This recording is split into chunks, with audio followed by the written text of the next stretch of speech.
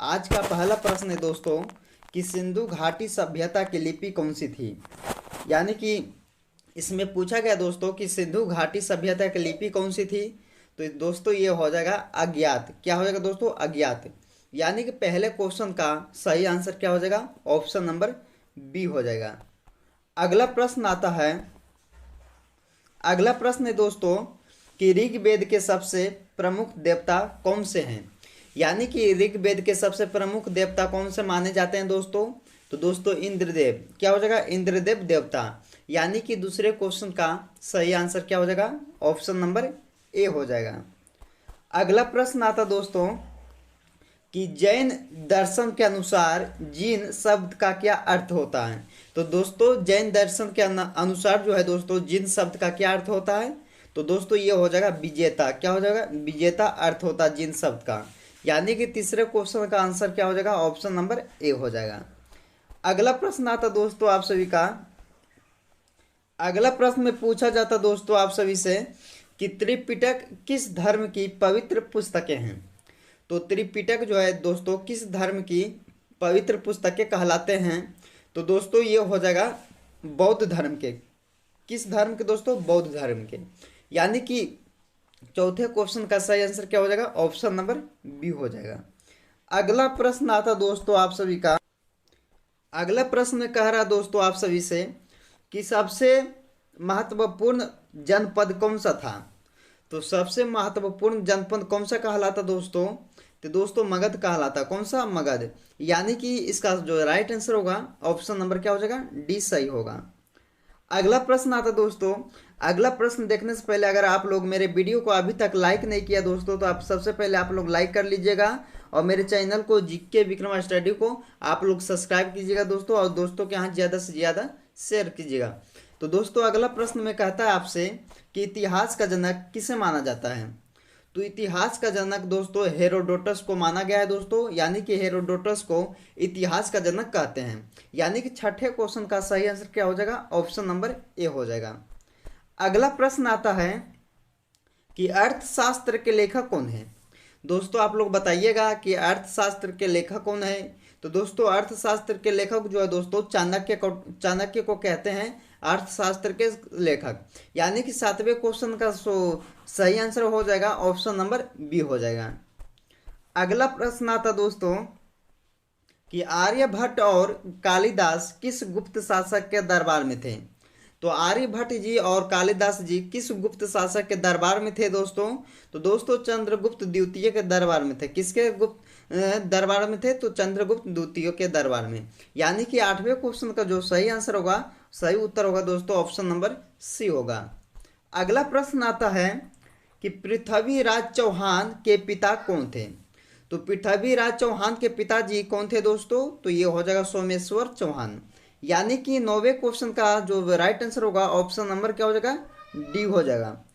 अगला प्रश्न आता दोस्तों, अगला प्रश्न है आप सभी का कि किस मंदिर को ब्लैक पैगोडा के नाम से भी जाना जाता है। तो दोस्तों आप लोग को मालूम होना चाहिए कि किस मंदिर को ब्लैक पैगोडा के नाम से भी जाना जाता है। तो सूर्य मंदिर को। किसको दोस्तों? सूर्य मंदिर को ब्लैक पैगोडा के नाम से भी जाना जाता है। यानी कि 10वें क्वेश्चन का सही आंसर क्या हो जाएगा? ऑप्शन नंबर ए हो जाएगा। अगला प्रश्न आता दोस्तों आप सभी का कि भारत के किस क्षेत्र में कामरूप एक प्राचीन नाम है। तो दोस्तों भारत के किस क्षेत्र में एक कामरूप एक प्राचीन नाम है दोस्तों? तो ये हो जाएगा दोस्तों असम राज्य। यानी कि इसका जो सही आंसर हो जाएगा ऑप्शन नंबर बी हो जाएगा। अगला प्रश्न आता दोस्तों आपसे, अगला प्रश्न पूछा गया दोस्तों आप सभी से कि किस राजपूत राजा ने मोहम्मद गौरी की पहली बार हराया था। तो किस राजपूत के राजा ने मोहम्मद गौरी को पहली बार हराया था दोस्तों? तो भागेल भीम। तो दोस्तों इस क्वेश्चन का सही आंसर क्या हो जाएगा? ऑप्शन नंबर सी हो जाएगा। अगला प्रश्न आता है, अगला प्रश्न में दोस्तों पूछा जाता आपसे कि लोधी वंश का संस्थापक कौन था। तो लोधी वंश का संस्थापक दोस्तों कौन था? तो ये हो जाएगा बहलोल लोधी। क्या हो जाएगा दोस्तों? बहलोल लोधी। यानी कि 13वें क्वेश्चन का सही आंसर क्या हो जाएगा? ऑप्शन नंबर ए हो जाएगा। अगला प्रश्न आता है दोस्तों आप लोग ध्यान से देखिएगा। अगला प्रश्न कि रामचरितमानस में तुलसीदास ने किस भाषा का उपयोग किया था? तो रामचरितमानस में तुलसीदास ने किस भाषा का उपयोग किया था?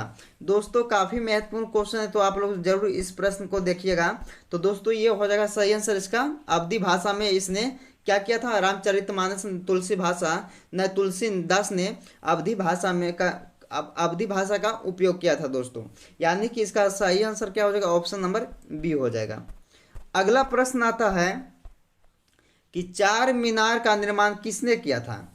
तो चार मीनार का निर्माण किसके द्वारा किया गया था? तो मोहम्मद कुली कुतुब शाह के द्वारा किया गया था चार मीनार का निर्माण। तो दोस्तों इस क्वेश्चन का सही आंसर क्या हो जाएगा? ऑप्शन नंबर सी हो जाएगा दोस्तों। अगला प्रश्न आता दोस्तों आप सभी का, अगला प्रश्न में पूछा जाता है आपसे कि चित्तौड़गढ़ का किला कहाँ स्थित है? तो चित्तौड़गढ़ का किला जो है दोस्तों राजस्थान राज्य में स्थित है। कहाँ दोस्तों? राजस्थान राज्य में। यानी कि 16वें क्वेश्चन का सही आंसर क्या हो जाएगा? ऑप्शन नंबर बी हो जाएगा। अगला प्रश्न आता है कि हवा महल किस शहर में स्थित है? तो दोस्तों आप लोग बताइएगा कि हवा महल जो है किस राज्य में स्थित है?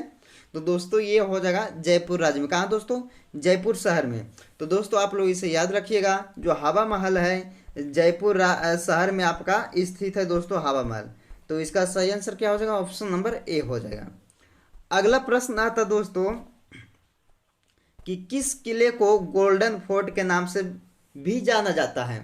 तो दोस्तों बताइएगा कि किस किले को गोल्डन फोर्ट के नाम से भी जाना जाता है? तो दोस्तों जैसलमेर के किला को। यानी कि 18वें क्वेश्चन का सही आंसर क्या हो जाएगा? ऑप्शन नंबर बी हो जाएगा। अगला प्रश्न आता दोस्तों कि बाबर किस वंश का शासक था? तो दोस्तों बताइएगा कि बाबर जो है किस वंश का शासक था? तो मुगल वंश का। यानी कि मुगल वंश का मुगल वंश का शासक था बाबर।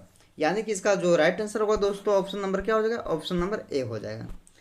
अगला प्रश्न आता है कि कनौज किस लड़ाई के वर्ष में लड़ी गई थी? तो कनौज किस लड़ाई के वर्ष में लड़ी गई थी दोस्तों? तो ये हो जाएगा 1540 ईस्वी में। यानी कि कनौज की लड़ाई जो हुआ था 1540 ईस्वी में हुआ था।